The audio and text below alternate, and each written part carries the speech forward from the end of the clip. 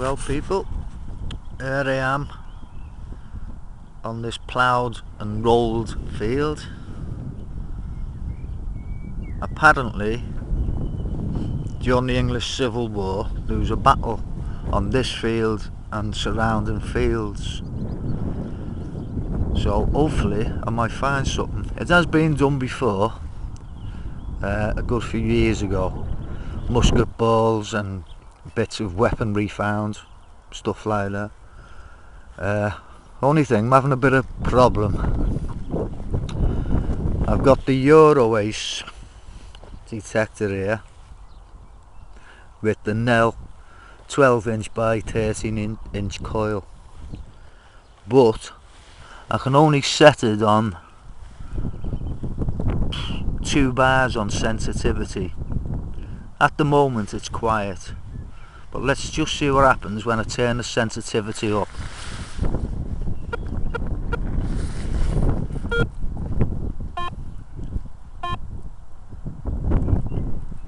And you hear that? It's singing away to itself. So I've got to turn it right down, and hopefully things are close to the surface. Anyway, I'll get on, see how I get on with this field here, and I'll let you know if I get anything. See you soon. Right, there we go. You'll have to bear with me a bit because this is my first video. Now at the beginning of this video you probably see me in the middle of a field, a ploughed field. Well, there's your first sort of lesson in metal detecting. Always make sure you're in the right place. I was actually on the wrong field. I was at the right farm, but on the wrong field. Anyway, I've seen the farmer after about 3.5 hours. He asked me what I found. I said a load of nails. Must have been a nail house on there. Anyway, he said, well, you're on the wrong field. You want the big one near the main road. That's where the battle took place, apparently. So that's why you never seen no more of me on the ploughed field. Anyway, for them who are just starting off in metal detecting, the first thing you want to get is a metal detector. Well, I'd say no. There's a few more things I'd do before you just go out and buy a metal detector. I'd first do a bit of research in your area. See if there's any places you can go, like common land, where you can go and do metal detecting. Otherwise you'll end up with a metal detector and nowhere to go, which is like having a fancy new car and no driving licence, I suppose, if you look at it that way. So do a bit of research first. Ask about anyone who does metal detecting. Ask them if you can go anywhere where it's allowed, sort of. Look at some machines first. One of the best places to go is YouTube. Put in the name of the machine you're thinking of looking at, and I'd put in UK as well, because most of them are American, so you want to add UK to your search.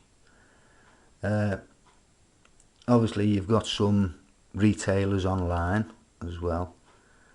One of them, or two of them, is Regton and Joan Allen. They're good for metal detectors. But first, as I say, do a bit of research. Permissions. You can try and see farmers, get some permissions, landowners, etc. Don't forget about friends and all. Ask friends if they know anyone who knows a farmer, sort of, you know, go around that way. Basically let everyone know that you're into metal detecting. The next thing is insurance. Get insurance. If you go to the National Council for Metal Detecting and join up with them, it's £8 a year, and you get, I think it's £10 million public liability insurance with it, so you know, for £8 a year you can't complain. Other things you want to look at is the flow officer in the area. That's fines liaison officer. Look on the internet, get the phone number, email. The other one is PASS, Portable Antiquities Scheme. Get their email address, etc. Local History Society in your area, maybe contact them. You could even offer your services if they want to go and search anywhere, you know, you might be able to help them. The other thing is, if you want to, get some personal cards made up. I've got a few things out. When you join the National Council metal detecting, you'll get a letter through off them. There's the letter. As I've just blocked out my address at the top there, but you get that letter. You'd also get a membership card. Now I've photocopied the front and the back of my membership card. And so I'll show you why I've done that in a bit. They'll also send you the National Council for Metal Detecting Code of Conduct. I'll put that with the other stuff. Right, just leave them there. And you can print off online the National Council for Metal Detecting, where we are, Model Search Agreement. That's a search agreement between you and the landowner, saying about, you know, split everything 50-50 and all that. It's just nice to have, really. The farmer has one, you have one. Right, I'll just show you now what I do. I put these papers together, as so. Right, all them papers, and sorry about this, I'm trying to work around this camera. The cards, photocopies of them, that's what I want them for. Put a staple in the corner, and there you go. Now over here, plastic folder, you can't see it very well, but it's just an ordinary plastic folder. They go inside here.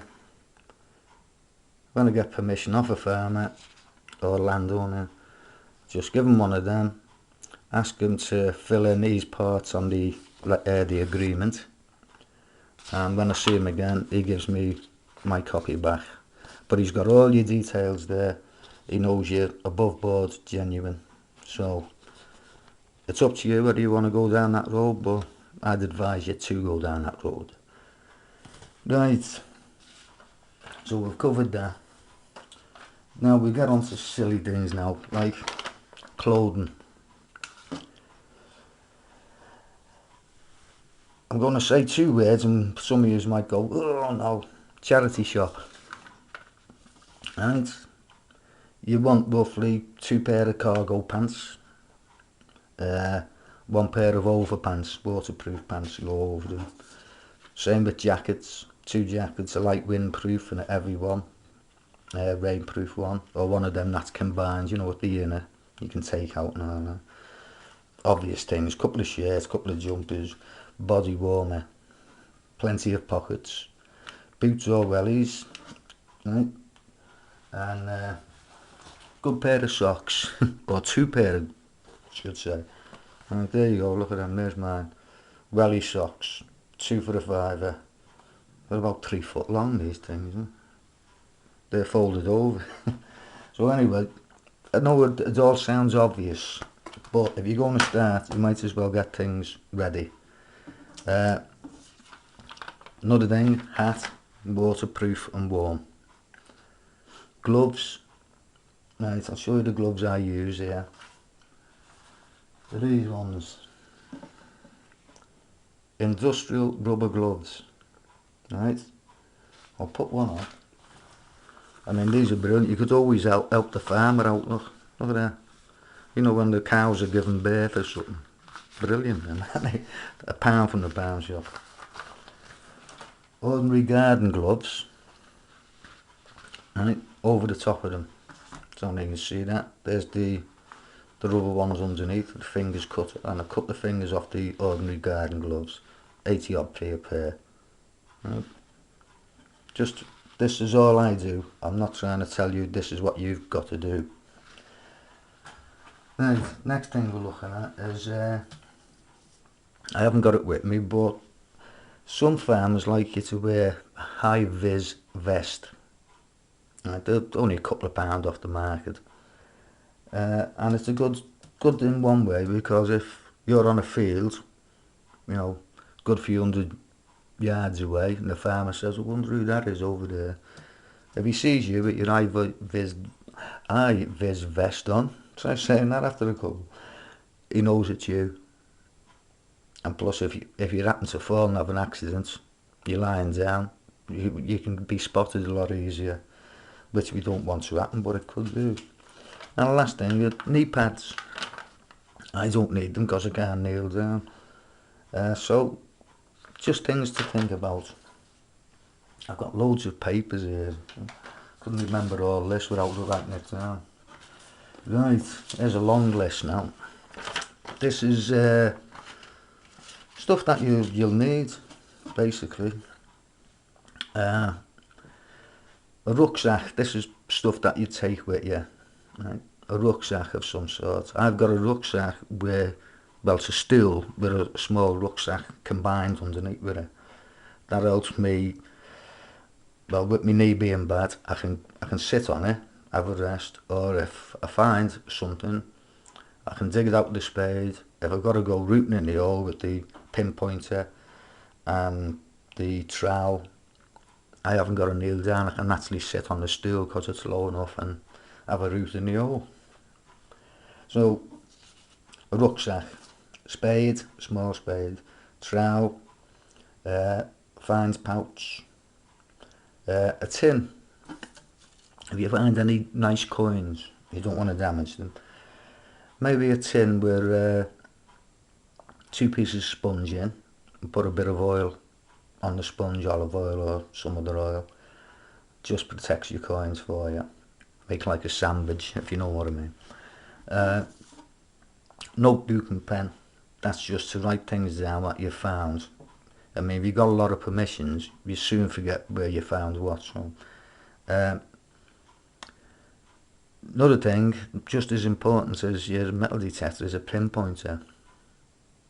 I haven't got it with me, but it's in the shed. A pinpointer with a cover and a lanyard. I think I've said that right, so you don't lose it. You can look for these on the internet and all that. It's all there. I'm just trying to help you along. Other things you definitely need: spare batteries for your pinpointer and your metal detector. Right, I'll just move this out the way I said. There you go. There's my batteries, pinpointer and metal detector. Now, not a few things.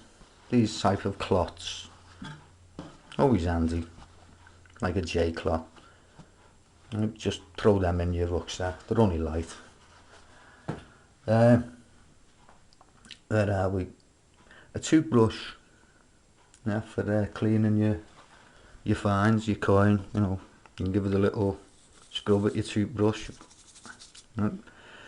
A spray bottle with water in, a fine mist. You can get them in chemists. I think they're called an atomizer or something like that, but it's a very fine spray, and as I say, give them a rub at your toothbrush. Other things, maybe a small magnifying glass. Help you see the dates on coins or whatever. Right. Where are we? Right, there we are. A small, and I mean small, sorry, I put that back, you're looking at nothing there, man. Put that back, have a look at that. A small first aid kit. Right, I'll move that now. Right. Paracetamol, just in case you get a bad head. Right. Plasters, various sizes. And these little things, these are handy, these. Pre-injection swabs, called. Right, you get a cut, wipe them over first with this, put a plaster on. And you can always add to this or whatever. Pair of tweezers, you get a piece of glass stuck in your finger or a shard of something or other, little shiny shard of metal. Always handy to get them out. Right. I say, these are all common sense things, but it's amazing that you don't think of them. And it's only when you need them that you think of them. Right. There we now. A compass.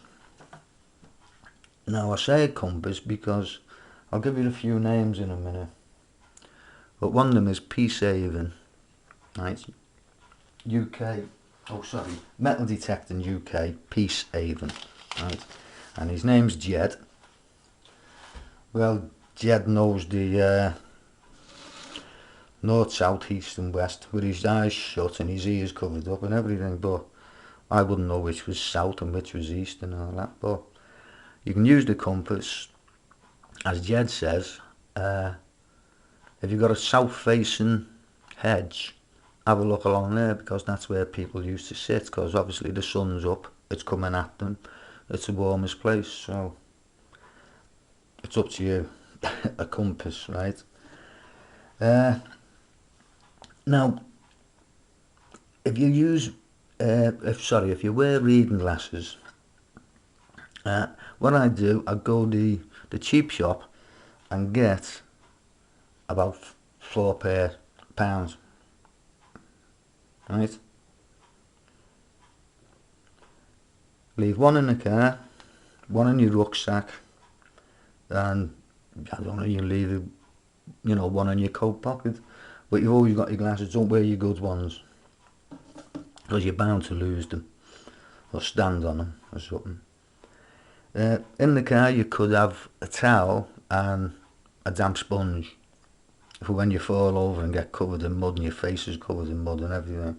When you get back to the car, just sponge yourself down, dry yourself off. At least your missus might let you in then when you get home. Like garden sticks, the ones, the little green tin garden sticks. Look at that. You see that? It's not for waving at the Queen and nothing like that. But if you want to use these to mark out the area that you're detecting, right, it's up to you again. But, it's easier if you've got something to focus on. So that's just another thing. Let's have a look on here now. Right. Mobile phone. Make sure your mobile phone's charged and everything. Again, mostly for, if you have an accident or something like that. Another thing, food and drink. Right. If you're going to be out all day, you're going to get hungry. Don't forget your food and drink, whether it's a flask with a drink or water or something. Don't forget that. And another thing, which you'd hope not to do, but you might do, is you might need to use the toilet. And I've noticed that there's not a lot of public toilets in the middle of farmers' fields. Don't know why, but there just isn't. Toilet paper. You've got a shovel, you can dig a hole, but you need toilet paper. As I say, just put it in your rucksack. It's not heavy, is it, to carry? Now, another thing, tape. Right. Just in case you have an accident with your detector, something breaks and you can just fix it there and then. It'll get you through, your hunt for that day anyway. Where are we up to now? Yeah, But one of the most important things to take with you is common sense, right? I know it sounds stupid and I might be being a bit patronising. Just use common sense. Don't take chances. If you're near a ravine and you think, oh, I bet there's something down there, don't forget you're on your own. Alright, you might have your mobile with you, but if you fall, bang your head, unconscious, lying in the bottom of the ravine, you can't use your phone, can you? So just take common sense with you. Don't forget that. Right. Oh, another thing, when you're having food and drink, maybe some baby wipes. If you're not using gloves and you've got in a cow field, and you can imagine how your hands are going to be. A couple of baby wipes. Just wipe your hands first before you eat your food and that. Right. When you're approaching a farmer, right, he might ask about, have you got insurance? You said, well, what do I need insurance for? He said, well, how about if, you leave the gate open, my cows go on the road? I mean, you can't turn around and say, well, I thought cows had road sense, Green Cross code and all that sort of thing. Be, be a bit more sensible about it. That's why I mentioned insurance at the beginning. Right, show me your insurance. Yes, I've got insurance, no problem. Right. Don't forget to respect the man, his land and his animals. After all, he's doing you a favour by letting you on there. Tell him about any fines, any problems that you see, any suspicious behaviour. You see a van parked by your spud field, let him know. When you're going for permissions, have a good attitude. Don't say, hey mate, can I go on your lands with my metal detector? That's the wrong way to approach him. Approach him, say, excuse me, sorry to bother you, blah blah blah. If you take someone else with you, don't forget to ask the landowner first. Don't just think because he's given you permission you can take who you want. Ask him first.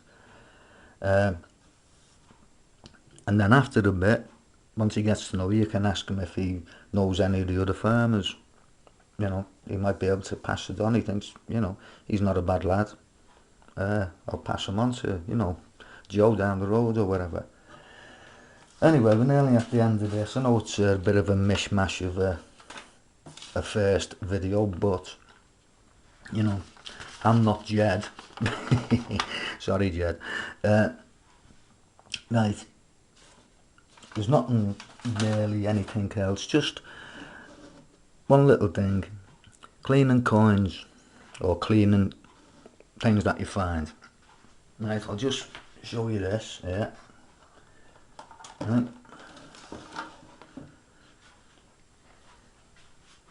I don't know whether you can see that. This is my little electrolysis machine. Right. Using a phone charger. I won't lift it up because it's near the light. Can I get away with it? There's the phone charger plugged in, old phone charger. Right, couple of clips on the end. And there's the live. You can find this on YouTube again. Right, so I use them. But some people say, no, you shouldn't clean things. You found them, it's up to you. I mean, what got me granddaughter come round, and she said, oh, let's have a look what you found, Grandad. So I showed her some old pennies, and she said, oh, they're dirty, something like that. I said, I know, why don't you clean them? She said. Well, I said, well, they could ruin them. Oh, but are they worth money, Grandad? I said, no, not really. She said, well, why don't you clean them then? A child's logic, so I clean them. But it's entirely up to you. Right? Some people say don't, but they're yours. You do what you want with them. There's a little button I found on the that field where the English Civil War battle was. Nice little bottle. Sorry, bottle's the button. I'm getting light, Jed. I say just these, I haven't found anything really good. These coins were my brother-in-law's. I've cleaned them up. Vicky half crown. I think it's 1889, something like that. But it's a Vicky half crown. But it was he's passed away now. But hopefully I can find one. Now for you experts out there, just move these out the way. I need your help. While I was on that field where the battle was, didn't find much. I was only there 20 minutes or something like that before I went home. You have a look at that. It's actually like a bow. That's what it looks like to me. It's a bow. Oops, hang on, it's gone funny on here. Right, I think it's copper. Could be bronze, I don't know, I can't tell the difference really. If anyone's got any idea what it could be of, whether it's part of something, I don't know. But if you can help, give us a shout anyway. Well, I think that's all for now. Except if you get your detector, try and get one with a cover for the control box. You don't want to get them wet, you don't want to damage something that you've paid money for. And if you haven't got that, plastic bag. And these little bags are handy. I think that you get 50 for £1 in the Works, right? Handy for putting your coins in. There you go. Can I think of anything else? Or am I still boring you? I'll probably think of something in a minute when it's finished, but for now I think that's it. I've talked enough. I've tried my best to help you, and all I can say is good luck. Just try and follow a few of the things I've said. There's probably loads I've missed. I'm sure a few of them will be on to me saying, oh, well, why didn't you mention this, why didn't you mention that? I can't remember everything. Okay, so, I'll tell you what I want to do. When you go on YouTube, like you're looking at people on there, just be wary of some people.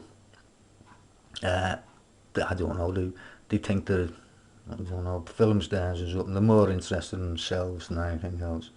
But I can give you 4 people to go on and have a look at. One is Jed, that's Peace Havens, Metal Detecting UK. The other person is Pond Guru, Ian Hughes, and Cressy7 is back. There's plenty more decent people on there, but I've looked at these and they're good people, so if you want to learn more, just go and see them. Okay, so I've got no music to finish with. I'm not that clever yet. Maybe Jed will tell me how to do it. Okay, take care everyone, and all the best.